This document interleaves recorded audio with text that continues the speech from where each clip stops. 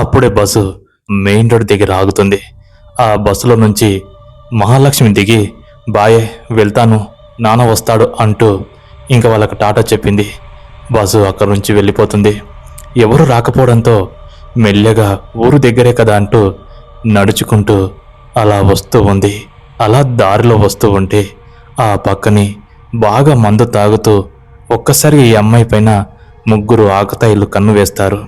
అసలు ఆ రోజు ఏం జరిగింది, ఆ అమ్మాయిని వాళ్ళు ఏం చేశారు, ఇంతకు ఆ అమ్మాయి ప్రాణాలతోటి ఉందా లేక చనిపోయిందా తెలుసుకోవాలంటే ఈ స్టోరీని స్కిప్ చేయకుండా చివరిదాకా చూడండి. నిజంగా ఈ స్టోరీ చాలా భయంకరంగా, చాలా ఎమోషనల్గా ఉంటుంది. ఎక్కడ స్కిప్ చేయకండి. ఇంకా మనం ఆలస్యం చేయకుండా కథలోకి వెళ్ళిపోదాం. ఆ ఊరు పేరు చంద్రపురం. అదే గ్రామంలో సుబ్బయ్య రమణమ్మకు ఒక గారాల కూతురు ఉంటుంది. ఆమె వయసు 20 సంవత్సరాల్లో. తను డిగ్రీ చదువుతుంది. అయితే కూతురు అంటే ఇద్దరికి చాలా ప్రాణం. ఒకరోజు కాలేజీ నుంచి టూర్ వేస్తారు. దాదాపుగా ఒక 250 కిలోమీటర్ల దూరాన. అయితే మహాలక్ష్మి ఫ్రెండ్స్ అందరూ ఆ టూర్కి వెళ్ళడానికి సిద్ధమవుతారు. కానీ మహాలక్ష్మి ఇంట్లో మాత్రమే ఒప్పుకోరు. ముందుగా వాళ్ళ తల్లి. ఒకరోజు మహాలక్ష్మి వచ్చి, అమ్మా ఎల్లుండి టూర్ ఉంది, నేను వెళ్తాను అని తల్లితో అనగానే, టూర్ లేదు ఏం లేదు, ఇంట్లోనే ఉండు, నిన్ను పంపించడం నాకు ఇష్టం లేదు, అసలే రోజులు బాగలేవు, అవసరమా అని తల్లి అంటుంది. ఇంకా మహాలక్ష్మి అలుగుతుంది, లేదమ్మా నాకు తోడుగా ఫ్రెండ్స్ ఉన్నారు అని చెప్పగానే, నీకు ఫ్రెండ్స్ ఉన్నా ఎవరున్నా నాకు పంపించడం ఇష్టం లేదు, వద్దంటే వద్దు. ఇంకా తను అలిగి వెళ్ళి వాళ్ళ నాన్న దగ్గరికి వెళ్తుంది. అలా వెళ్ళి కూర్చుంటే, ఏమైంది తల్లి, ఎందుకు అలా అలిగావు అని అడుగుతాడు వాళ్ళ నాన్న.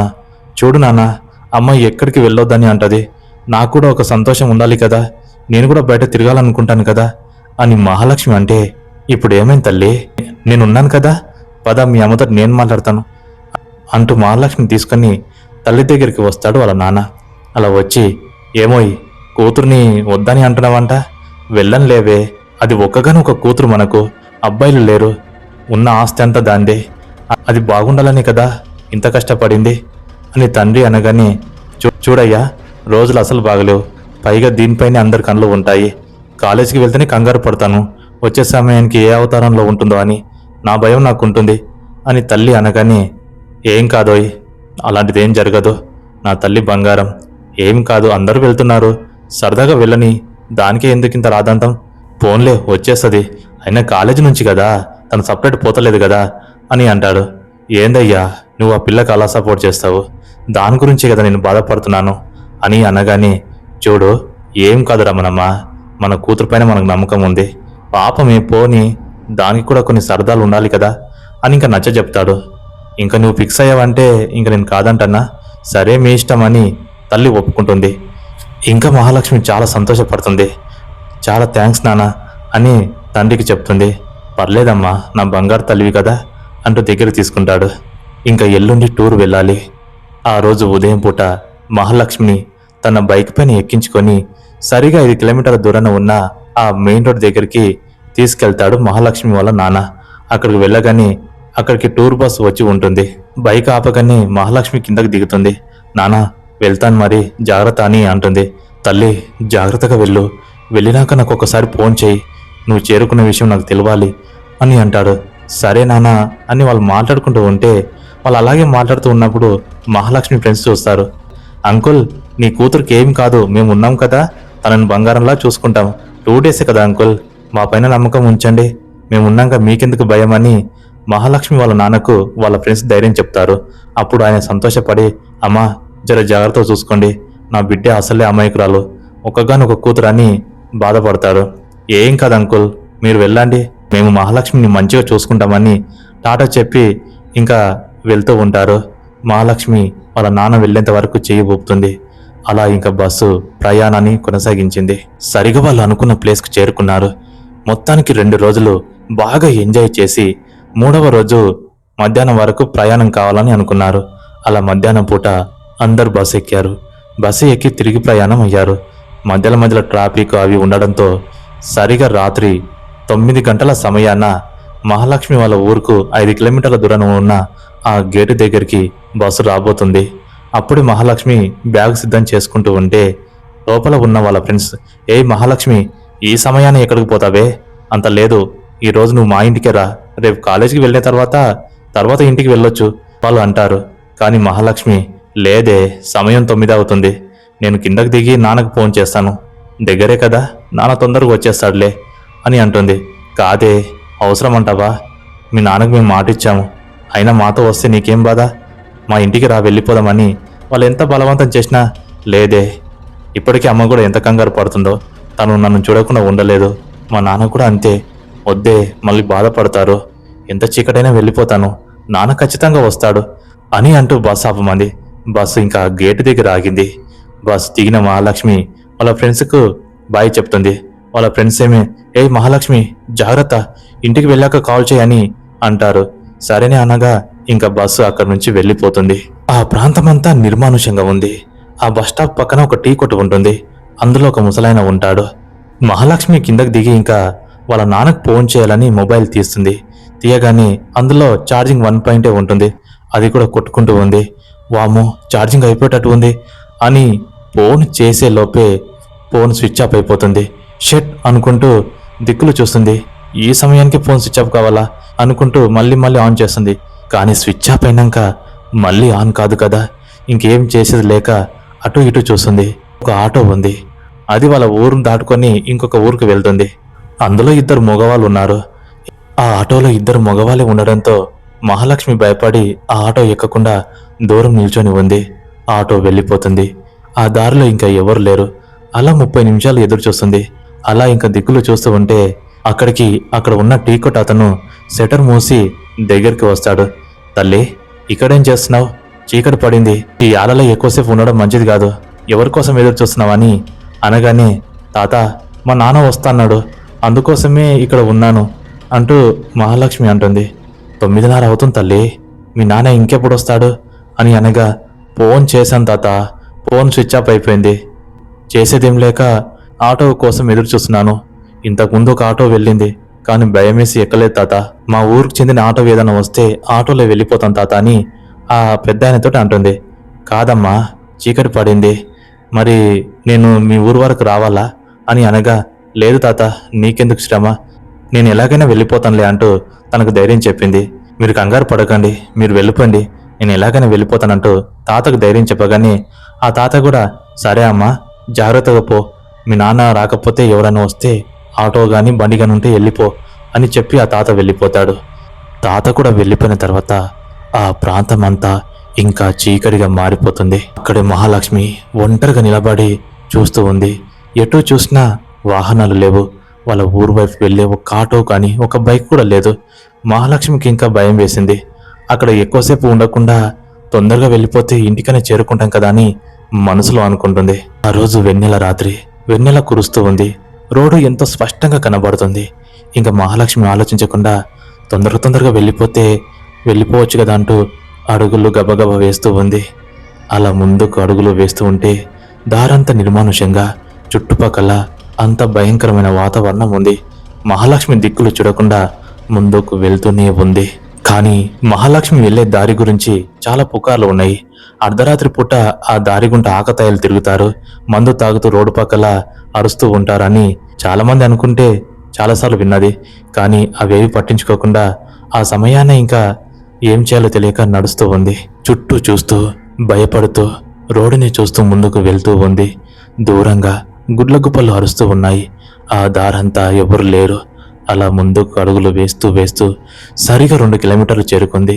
ఇంకా అక్కడి నుంచి వాళ్ళ ఊరు 3 కిలోమీటర్లు దూరంగా వాళ్ళ ఊరు వీధి లైట్లు కనబడుతున్నాయి.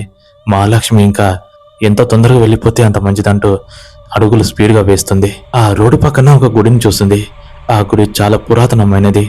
సాక్షాత్తు ఆ నూకాలమ్మ తల్లి నెలకొలి ఉంది. కానీ సరిగా పూజలు నోచుకోదు. ఎవరో ఒకరు అప్పుడప్పుడు కాయచక్కెర ఇస్తారు, అంతేగాని ఆ తల్లిని పట్టించుకోలేరు. చుట్టూ అంతా పిచ్చి మొక్కలతోటి పాడుబడిన గుడిలా ఉంటుంది. మహాలక్ష్మి ఇంకా అక్కడ ఆగి, అమ్మా నూకాలమ్మ తల్లి, ఊరు చేరుకున్నంత వరకు నాకు ఏం కాకుండా చేయి తల్లి అని మొక్కుతుంది. అలా మొక్కుతూ మళ్ళీ వేడుకొని ఊరు వెళ్ళేంత వరకు నాకేం కావద్దని అలాగే మనసులో అనుకుంటూ ముందుకు వెళ్తూ ఉంది.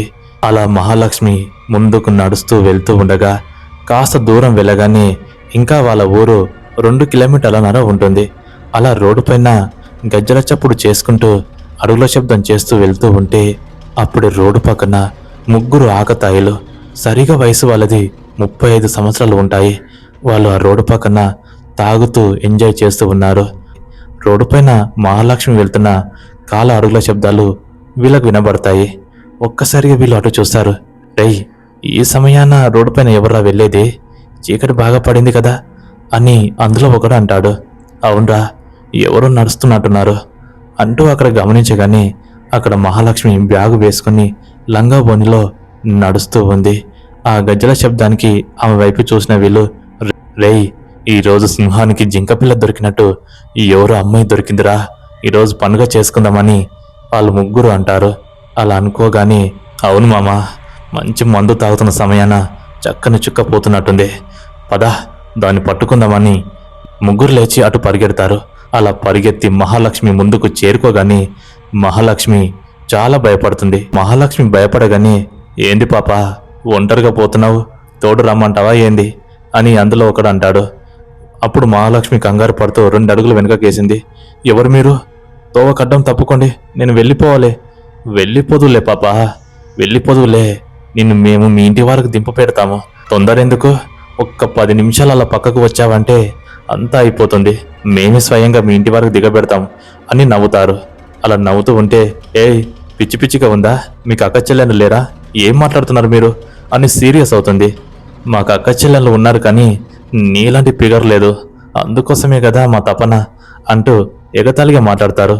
అలా వాళ్ళు చెడుగా మాట్లాడేసరికి, మీరు ఇక్కడ నుంచి వెళ్ళిపోకపోతే అరుస్తాను, మంచిగుంటే మంచిదని అని అంటూ ఉంటే, ఏం చేస్తావే, ఈ సమయాన ఈ దారిలో ఒక్క పురుగు కూడా రాదు, నువ్వు మమ్మల్ని ఏమీ చేయలేవు, మేము చెప్పినట్టు వింటే నువ్వే ఇంటికి సేఫ్టీగా వెళ్తావు, లేకపోతే మాత్రం కథ వేరే ఉంటుందని వాళ్ళు బెదిరిస్తారు.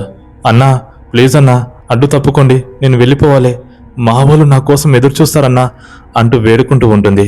అప్పుడే ఒకడు, ఏయ్ మూసుకోవే, ఎవరి నీకన్నా, మా అయ్యగాని నువ్వు పుట్టావా ఏంది, నువ్వు నాకేమైనా చెల్లివా అంటూ ర్యాష్గా మాట్లాడతాడు.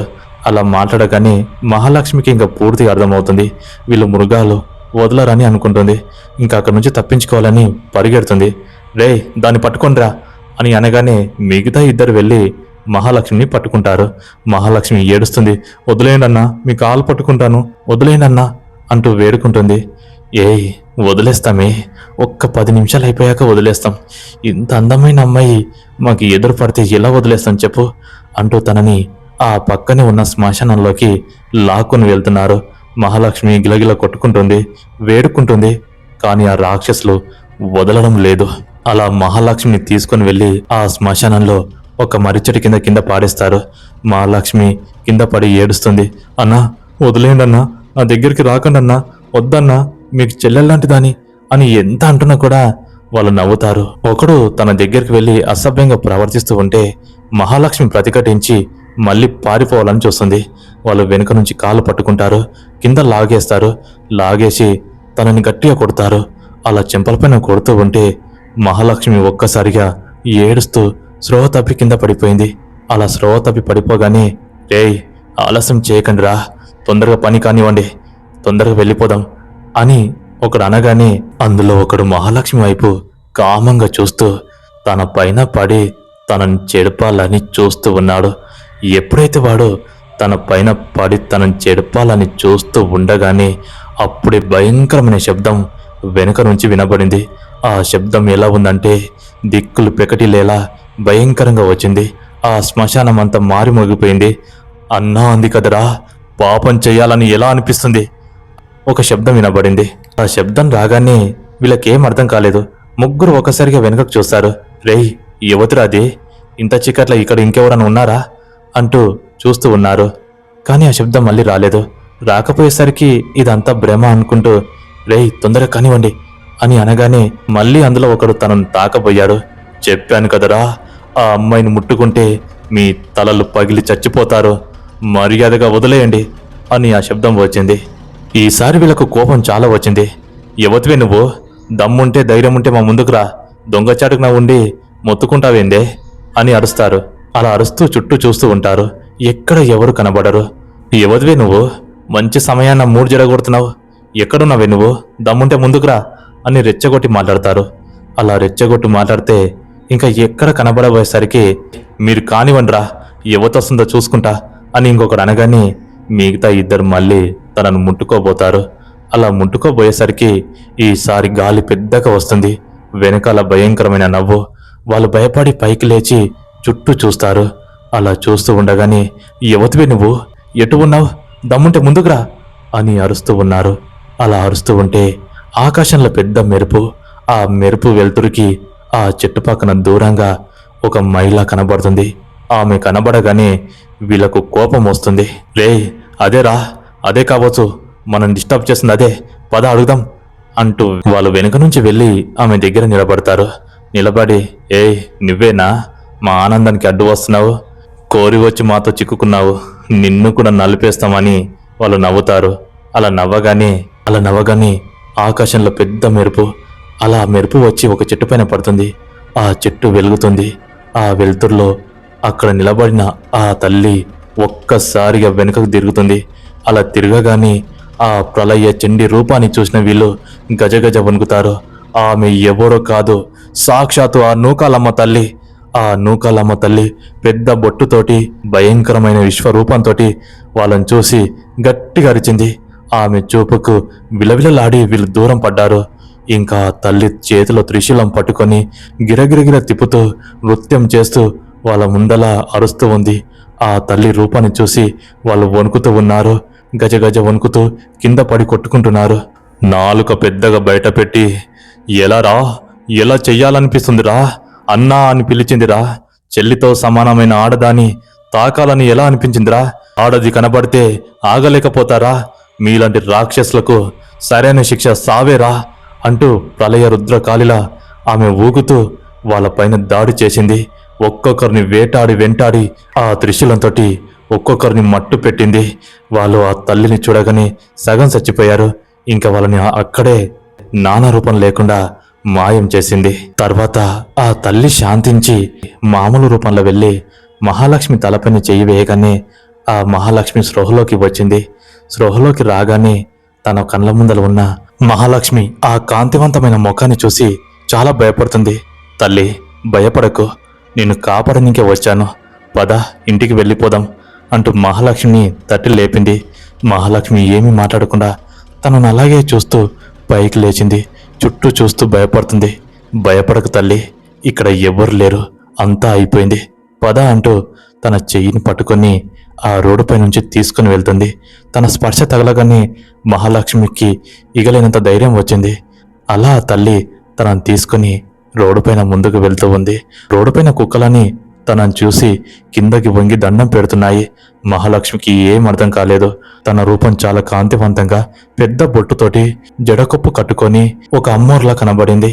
మహాలక్ష్మికి మాటలు రావట్లేదు. అలాగే చూస్తూ ఏమైంది తల్లి అని అంటూనే ఉంది. తల తిప్పుతుంది కానీ మాట్లాడలేకపోతుంది. మొత్తానికి అలా ఇంకా మహాలక్ష్మి వాళ్ళ ఇంటి దగ్గరికి ఆ అమ్మాయిని చేర్చింది. అలా చేర్చగా, అమ్మా నీ ఇల్లు వచ్చేసింది, ఇంకా వెళ్ళిపో, నీకు ఏమీ భయం కాదు, అన్నిటికీ ఆ తల్లి ఉంది. అప్పటిదాకా మాట్లాడని మహాలక్ష్మి ఒక్కసారిగా వెనక తిరుగుతుంది. అమ్మా, అసలు నువ్వు ఎవరు? నన్ను ఆ దుర్మార్గుల నుంచి కాపాడి ఇంతవరకు తీసుకుని వచ్చావు, నీ రుణం ఎలా తీర్చుకోవాలి అని అనగానే, దారిలో వస్తుంటే మొక్కావు కదనే తల్లి, అందుకే అమ్మలా వచ్చాను, నేను కాపాడుకున్నాను, నీ పైన చెయ్యి వేయనిస్తానా అంటూ నవ్వింది. అలా నవ్వగానే మహాలక్ష్మికి ఏం అర్థం కాలేదు. ఇంకా మహాలక్ష్మికి అర్థమైంది ఆ నూకాలమ్మ తల్లి అని అనుకుంటుంది. అలా కిందకు వంగి దండం పెట్టింది. అలా దండం పెట్టి కన్నీళ్లు కారుస్తూ ఉండగానే మహాశక్తిలాగా ఆ తల్లి ఒక మెరుపులాగా మాయమైపోయింది. అలా మాయం అవగానే ఇంకా మొత్తానికి ఆ నూకాలమ్మ తల్లి అనుకొని గట్టిగా అరిచింది బయట నుంచి. అరవగానే దూరంగా ఉన్న ఆ గుడిలో గంటలు మోగుతూ ఉన్నాయి. ఆ గంటల శబ్దాలు ఆ ఊరు వరకు వినబడుతున్నాయి. మహాలక్ష్మి శబ్దాలు విని వాళ్ళ అమ్మ నాన్న బయటకు పరిగెత్తుకుని వచ్చారు. అలా వచ్చి, అమ్మా ఎప్పుడొచ్చావు, నాకు ఒక ఫోన్ కూడా చేయలేదు, ఏమైంది తల్లి, ఈ చెమటలేంటి అని వాళ్ళు కంగారు పడుతూ ఉన్నారు. అప్పుడు మహాలక్ష్మి జరిగిందంతా వాళ్ళ నాన్నకు వాళ్ళ అమ్మకు చెప్పింది. చెప్పగానే ఇంకా వాళ్ళు కూడా చాలా భయపడతారు. సమయానికి ఆ తల్లి వచ్చి కాపాడిందా అంటూ ఆశ్చర్యపోతారు. ఇంకా చేతులెత్తి మొక్కుతారు. అమ్మా నువ్వు ఉన్నావు తల్లి, నువ్వు ఉన్నావు అంటూ వాళ్ళు ఏడుస్తూ ఉంటారు. మరి ఆ ముగ్గురు ఏమయ్యారు తల్లి అనగా, ఏమో నాన్నా, నాకు అస్సలు తెలియదు. తను నా చెయ్యి పట్టుకొని ఇంటి వరకు తీసుకుని వచ్చింది. మాట్లాడలేకపోయాను. ఆ రూపాన్ని చూస్తే మాటలు కూడా రాలేవు అని బాధపడుతుంది. ఇంకా ఆ నూకాలమ్మ తల్లి తన బిడ్డని ఇంటి వరకు తీసుకొచ్చిందని ఉదయం పూట ఆ తల్లికి బోనం చేసి ఆ గుడికి వెళ్ళి శుభ్రం చేసి తల్లికి దీపం పెడతారు. ఇంకా అప్పటి నుంచి ఆ తల్లికి రోజు పూజలు చేస్తూనే ఉంటారు. ఆ తల్లి ఆ రోజు రాకపోయి ఉంటే మహాలక్ష్మి ఆ నీచుల చేతిలో బలైపోయేదే. ఇంకా ఆ రోజు నుంచి మహాలక్ష్మి చాలా ధైర్యంగా ఉంది. అందుకే ఆడపిల్లలు అర్ధరాత్రి పూట చాలా జాగ్రత్తగా ఉండాలి. బయట ప్రదేశాలకు వెళ్ళి తిరిగి వస్తున్నప్పుడు తోడుగా వెళ్ళాలి, తోడుగా ఉండాలి. కానీ ఇలా నిర్ణయాలు తీసుకుని ఒంటరిగా వస్తే ఇలాంటి ప్రమాదాలే జరుగుతాయి. అన్ని వేళలా ఆ దైవశక్తి మన తోడు ఉండలేకపోవచ్చు. కాబట్టి ప్రతి ఒక్కరూ జాగ్రత్తగా ఉంటారని కోరుకుంటున్నాను. మరి ఈ స్టోరీ మీకెలా నచ్చిందో కామెంట్ సెక్షన్లో తెలియజేయండి. మరొక స్టోరీతో నేను మళ్ళీ వస్తాను. అంతవరకు సెలవు. జై హింద్.